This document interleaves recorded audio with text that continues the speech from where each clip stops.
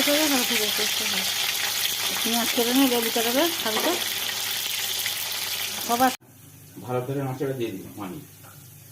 মটর দিয়ে এটা বানিয়েছে তো এমনি পানি ভরে দিয়ে ঝাড়িস নি ফেলিস না তো পানি ভরে দিয়ে আমাকে বুঝাই করে কেন দিয়ে দেবো ছুরি দিয়ে কেটে কাটে পাচ্ছে।